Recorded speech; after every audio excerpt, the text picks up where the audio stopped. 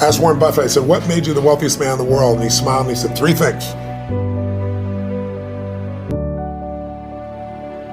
I come from a very poor background, and we had no money for food at times, quite literally, and it was rough.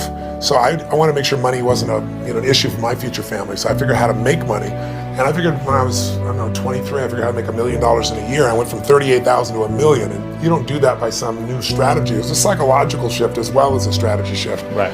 But then I made the same amount of money for 7 straight years, even though I built a dozen more companies, I helped more people than ever. But it was like unconsciously, well, you want more than $1 million? What are you, you greedy?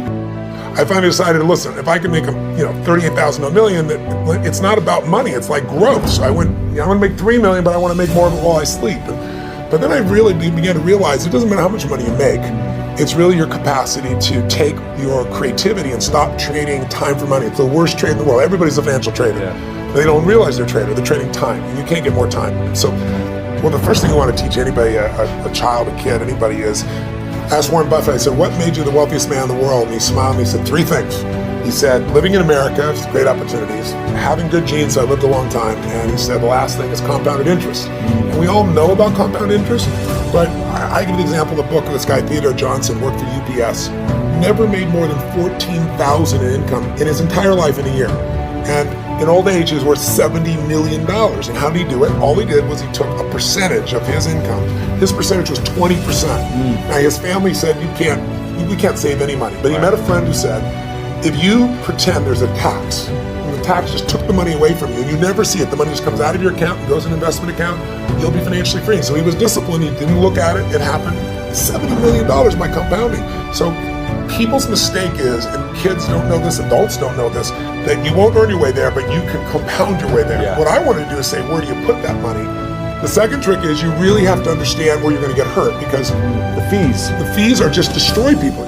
96% of all mutual funds never match the market. I mean, they never beat the market. But look, the statistics, Warren Buffett taught me this. He said, Ray Dalio told me this.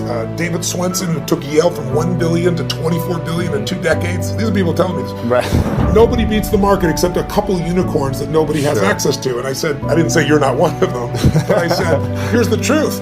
96% of mutual funds don't match the market. That means 4% succeed. Now, what are your chances of picking the right mutual fund? People don't know what they're doing. They put their money in a 401k, they pick a mutual fund not knowing what it is. Right. If you try to get a mutual fund, you got the 4% chance of winning. So what I show people is not only do you not get the result, thinking logically, if I hire someone else to do it, they'll do better than me. But in addition, you pay around 2,000% more than it's worth, meaning you get the same exact product, the same stocks. If you own the index, right? You own a piece of all of America's best companies, say the Vanguard 500 index, 500 top companies, that costs 0.17%, like less than 0.2% versus the average mutual fund is 3.17. Incredible. So compounded over time. And it's highway robbery. Where in the world would you pay $2,000% more for the same exact product? You can only do it because the financial industry makes things so opaque, so convoluted, and people feel overwhelmed. They don't hard to understand. Very hard to understand. That's why I try to come in here and go, look, time to become the chess player, not the chess piece. Let me teach you so you understand what's going on. It's not that complex. They use all these big words, but when you know what's going on, you don't get screwed, and more importantly, you take advantage of the system instead of letting the system take advantage of you. I have always looked for people that were playing the game at a different level than I am and or knew the road ahead. I always tell people, anticipation is power. So my mentors have been people over the year, different people. My earliest mentor was a man named Jim Rohn. He was a personal development speaker, just touched my life. Sir John Templeton is probably one of the greatest investors in history. People don't know his name. He started out with nothing, and he decided that he wanted to understand wealth, and so he saved $10,000, a huge amount of money in those days. And when Hitler invaded Poland, he developed a belief. His belief was, you make your money in times of maximum pessimism. Like if you were around in 2008-9, you remember what it was like, right? You could have bought, the Sands in Las Vegas. You could have bought their stock for $2.28. Today it's $67. It's a 3,000% return. So people in those times, he understood that. And so what he did was, and everybody thought the world was going to end, he took $10,000, he bought every stock on the New York Stock Exchange that was $1 or less, including companies everybody thought were going bankrupt. But when things are bad, people think it's going to be bad forever. When things are good, they think it's going to be good forever. And they're always wrong. Life's cyclical. So there's a season for everything. So once we got through World War II and went a few years later, guess what? Those same stocks made him a billionaire. So when I asked him, I said, what's the secret to wealth? His response really touched me. He goes, you know it, you teach it. I said, what's that? He said, gratitude. And I said, why do you say that? He said, because if you got $1 billion and every day you live pissed off and frustrated, the quality of your life is called pissed off and frustrated. Right. But if you have nothing, but you're euphorically grateful for whatever you have, you're the richest person that you're going to know. He said, so it doesn't matter how much money you got if you don't have gratitude. So I do the same thing, by the way. I have a process I call priming, where I get up every morning. I do mine in the morning. And it does radical change to my body, kind of alter my state.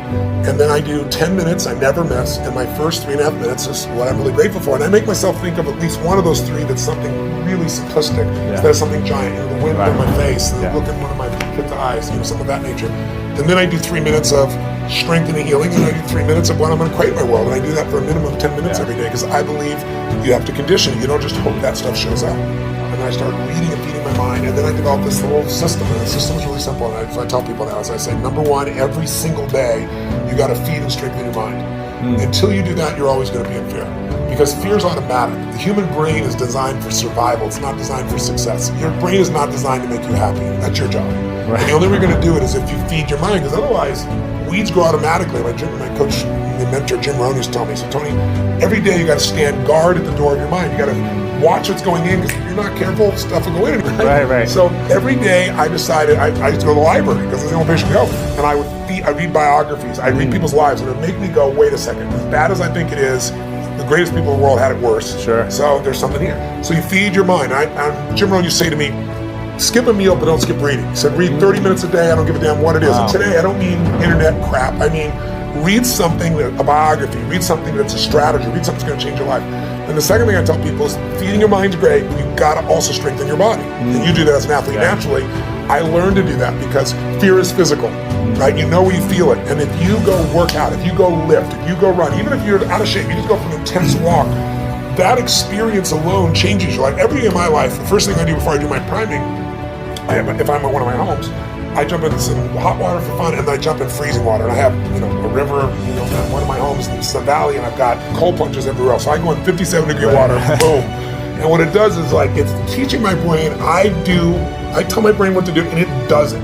It doesn't feel like it, doesn't want to do it, and every cell in your body is alive, right? So it doesn't have to be 2 hours with something. It can be something you do for 30 seconds, but it's training your body to be strong, because a strong body gets a strong mind, and vice versa. The third thing I tell people is find a role model. It seems impossible until you see somebody who's done it. So, Ray Dalio is one of the greatest investors in history. The guy was a caddy, right? His dad was a jazz musician, his mom was a homemaker. He's worth $14 billion. And when you start seeing that somebody else can do it, and you see they really did, you start to believe, you start to get certainty. And then the fourth thing I tell people is it's massive action, and constantly change your approach, and then it's find somebody worse off than you are and help them. Because when you do that, it gets you out of yourself.